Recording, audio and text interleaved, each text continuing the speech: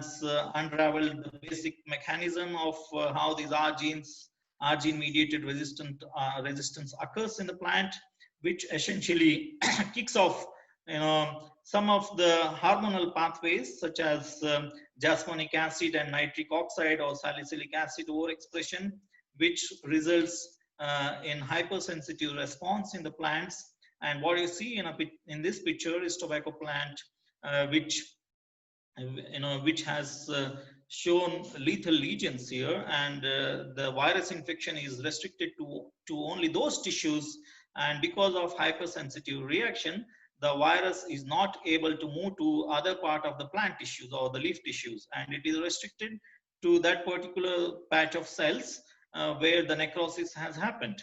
So yeah, these are other ways how our genes have been employed to overcome the viruses through transgenic technologies. And one of the classic example is an R gene called as SW5B, which is an NBS LLR gene, nucleotide binding leucine rich repeat gene, that has been mapped on chromosome 9 of tomato, and there are different alleles for this SW genes, and SW5B is one particular allele that has been found to give good amount of resistance which has been identified in the cultivar Stevens against the tospovirus infection, and this is known to show broad spectrum resistance against the tospoviruses. So all right, that's all about what transgenic efforts or viral management efforts have been done across the globe in other labs. But now I would like to take up this opportunity to highlight the work that we did during my postdoctoral research in Donald Danforth Plant Science Center in St. Louis in Missouri state of United States. And St. Louis is a major hub for biotechnology. A lot of biotechnological companies located in St. Louis, including plant and the pharma biotech companies like Pfizer and other Sigma, Monsanto, now Bayer Crop Science are all located here. And I joined there to work on a mega project funded by Bill Gates Foundation and also with the support of USAID and other funding agencies, a project called as Virus Resistant Cassava for Africa, which has the acronym called as VIRCA. So this was mainly to deliver virus resistant transgenic cassava in African countries. So this was not just one single institute effort. This was in collaboration with several institutes, particularly the institutes located in African continent like Kenya, Uganda, and IITA. So what you see here is the tuber crop cassava, or also called as tapioca, which is scientifically Maniotes esculentus. So it really looks quite robust and quite wild. So because of its muscular nature, it's also called as Rambo crop by some of them. So but this is although this plant looks very wild, it's capable of surviving several harsh conditions. Especially this is more promising in the changing climate scenario, where climate is getting more and more unfavorable for cultivation of several crop plants. This particular plant has a lot of very minimum water requirement, can survive several droughts, and that's why it's gaining a lot of prominence. However, it's a staple food for several African countries, and also for some of the South Indian states like Kerala and in parts of Tamil Nadu and other Southeast Asian countries. So looking at the plant, it looks like wild. You may not imagine how many recipes can be derived from this plant, or what could be the different products that can be obtained from this plant. Here just to highlight the importance of this plant, these are some of the products that are derived from tapioca or cassava. Very delicious cookies or puddings are made from this, and sabudana or sago. Many of you may not be knowing the original source. This is derived from tapioca, which many people consume it as part of their fasting because it produces ready energy. And it has several industrial applications. It's used in pharmaceuticals to produce adhesives and several other as a biofuel. So this is a typical field scenario of tapioca cultivation in Africa. You can see the tapioca dough is being prepared, which is rich in starch. The starch this particular crop plant has is quite different from the starch that is present in wheat. Okay, so the starch that is present in wheat is not really good for diabetic patients. Diabetes has become a major problem. Large number of people are now affected by diabetes, and it's very important that diabetic people, they consume starch that is that releases sugars at very slow rate and doesn't suddenly increase the blood sugar levels. And this tapioca starch is very good for that purpose, and it releases the sugars very slowly, and it has got a very high glycemic index. So for that reason, it's good for diabetic patients also. All right. How the tapioca cultivation took up across the globe is, the European sailors, the history, how they have introduced several plant species in different countries across the globe. They picked up this tapioca, which is native to South America, maybe Brazil, and they introduced it in Africa, and later on they introduced it in India and several Southeast Asian countries and other Asian countries. However, when they introduced this plant, they did not introduce the virus. It is the local viruses that were already present in infecting other crop plants, such as vegetable crop plants, evolved, mutated to infect this particular plant. And in Africa, the native viruses, native Geminiviruses, they evolved to infect this plant. And in India, the native Cassava mosaic, the native viruses, they evolved to become Cassava mosaic virus, and they infected this plant. So the viruses that infect this tapioca are quite diverse because of their distinct origin of countries. So you can see in some of the countries, cassava is quite healthy, whereas in Africa, it is severely affected by this viral disease. You can see how bad this crop is in Africa.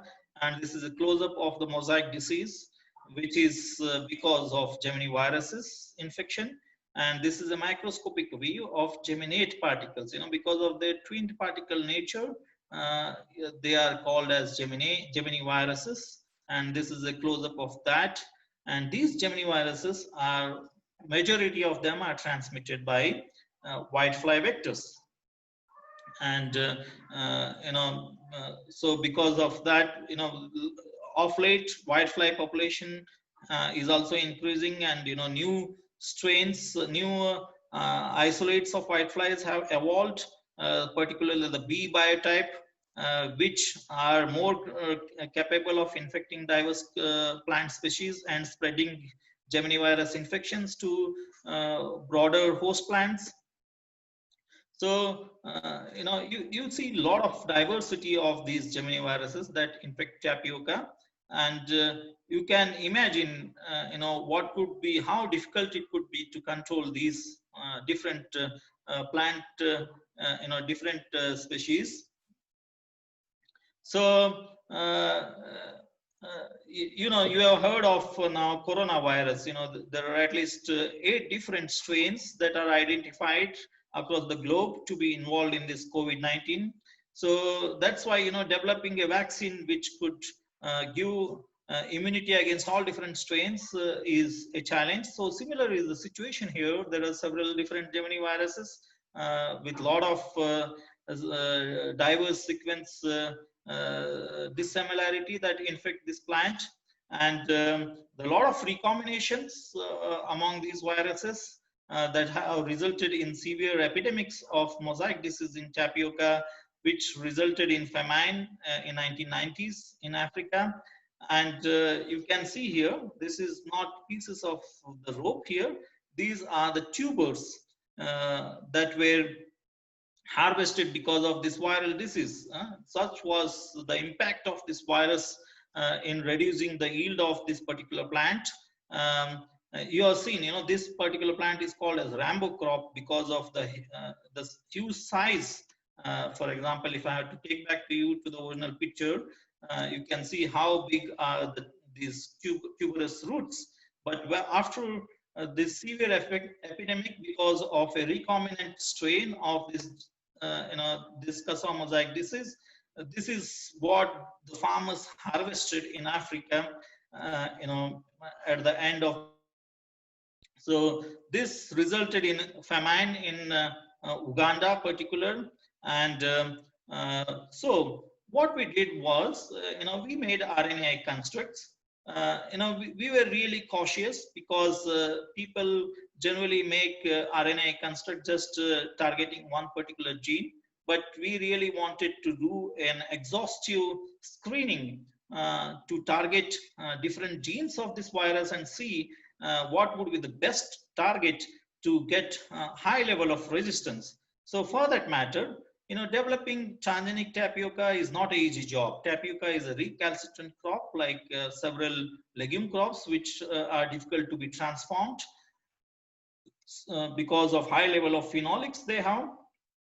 So similar is the case with tapioca. So, we did not want to end up with an unsuccessful attempt after just taking up one RNA construct targeting one particular gene, but we developed a transient technology where we made several constructs targeting several different genes and its parts and screened them by a transient agro-infiltration assay in tobacco, Nicotiana benthamiana plant. And here you can see, later on challenge with the virus, and depending on the type of the constructs, we got different levels of resistance. And this is the overall picture. You can see, these are the different number of constructs targeting. This is a linear map of this mosaic virus, Cassava mosaic virus. There are two components. One is called as A. These are circular single-stranded DNA viruses, but when they replicate in the plant cells, they become double-stranded because of replication. One component is called as A, and the other one is called as B. A component codes for port protein and other replication-related proteins, whereas the B segment encodes for movement proteins. So we developed RNA construct to target each of these genes. You can see here the linear map, and then we screen them transiently, and our results reveal that there are different levels of resistance given by each of these constructs. And the best resistance was obtained when we targeted the replicase gene, that is AC1, and some of the silencing suppressor like AC4 and AC2. So only those genes. And you can see here, there is good amount of experimental proof. The levels of RNA interference was quite high for these constructs, and these are all the northern blots to show up the accumulation of the small interfering RNAs, which are the key molecules or the final products of gene silencing that are critical for resistance against viruses. Some of the constructs, the level of these small RNAs is very low, whereas in these constructs, it's quite high. So we took up these constructs for transformation and generation of transgenic cassava, and through routine tissue culture and transformation technologies with we had a very good tissue culture expert, Dr. Taylor, there in the Danforth Center. And he was very efficient in developing large number of transgenic lines, and it's very important that you develop large number of lines, because the transients integrate randomly in the plant genome, and all of them may not be having desirable traits and may have certain negative effects. So you know the story of BT cotton, several thousands of lines were developed and only one gave very good agronomic traits that was really acceptable. So here also the aim was to produce large number of lines, and this was done on a massive scale, not just for academic purpose, but on an industrial scale to really deliver a virus-resistant cassava for Africa. So initially, the experiments were carried out in the greenhouse to screen their ability to resist the virus, and we developed a good pipeline to screen these transgenic plants against virus resistance. Initially, we started with a cassava cultivar that was easy for tissue culture and transformation, which is really important to develop a proof of concept. But some of this particular cultivar, which is easy for tissue culture and transformation, is of late not cultivated by the African farmers.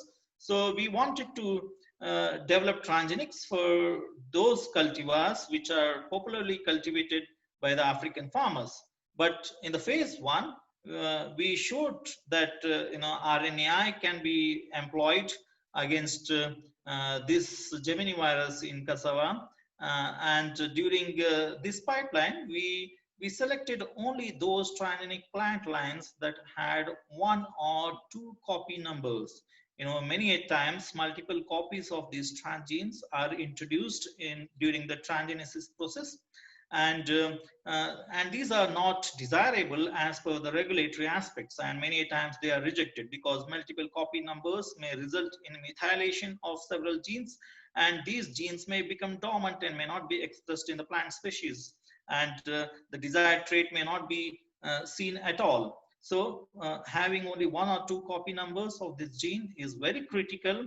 So we selected only those plant lines, transgenic plant lines, that had only 1 or 2 copy numbers, and then later on took it for field trials. And in the phase 2, the farmer cultivated tapioca varieties were taken up for generating transgenic plants, and then similar protocol was followed, and